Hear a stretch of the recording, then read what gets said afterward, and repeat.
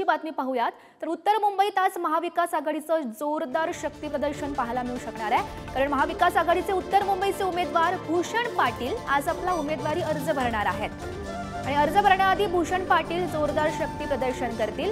उत्तर मुंबईत भूषण पाटील विरुद्ध पीयूष गोयल अशी चुरशीची अशी लढत आपल्याला पाहायला मिळणार आहे। महत्त्वाची बातमी आपण पाहतोय। उत्तर मुंबईची ही जागा होती ती काँग्रेसच्या वाट्याला आली होती आणि काँग्रेसकडून भूषण पाटील यांच्या उमेदवारीची घोषणा झालेली होती आणि आज ते आपला उमेदवारी अर्ज भरणार आहेत। महाविकास आघाडीचे लोकसभेचे नेते आणि उत्तर मुंबईतून ज्यांना उमेदवारी मिळाली ते म्हणजे भूषण पाटील आपल्यासोबत आहे। सर, तुम्ही नामांकन अर्ज भरण्यासाठी आता निघालेला आहात, तुम्हाला उमेदवारी मिळून 2 दिवस झाले, काय नेमक्या भावना आहेत? तुम्ही दर्शनासाठी सुद्धा आलेला? खूप आनंद वाटतोय। बाबांचे दर्शन आशीर्वाद घेण्यासाठी आलो, दर्शन घेतलं, आशीर्वाद घेतला। एवढ्या मोठ्या पक्षाकडून ज्यांनी देशाचा इतिहास घडवला, देशाला स्वराज्य मिळवून दिला, अशा पक्षाकडून आज आपल्याला इथून उमेदवारी मिळाल्याबद्दल भरपूर आनंद आहे। आणि एक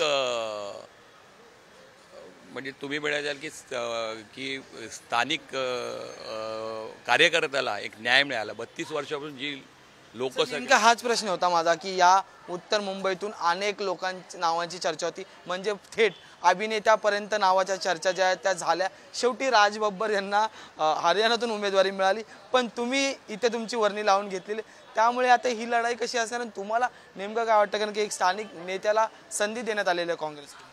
बरोबर आहे, आपला प्रश्न एकदम बरोबर आहे।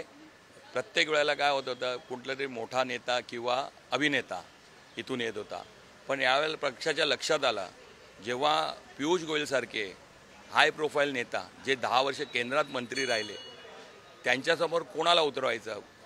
बरेच जण इच्छुक होते, बरे अभिनेत्यांची नावं समोर येत होती, पण पक्षाने मला नाही दिला। त्यांनी एक चांगला विचार केला की 32 वर्ष पण जो इथे समाजसेवा, लोकसेवा, लोकांशी कनेक्ट आहे डायरेक्ट 24/7 अशा कार्यकर्त्याला त्यांनी आज इथून त्यांच्यासमोर उभं टाकलं। आणि तीच जमेची बाजू मला वाटतं माझी, कारण पीयूष गोयल लोकांशी कनेक्ट नाही आहे। 10 वर्ष ते केंद्रात मंत्री राहिले, राज्यसभेतून ते निवडून जात होते आणि केंद्रामध्ये लोकांची त्यांचा डायरेक्ट पहिल्यांदा ते निवडून लढवत आहे।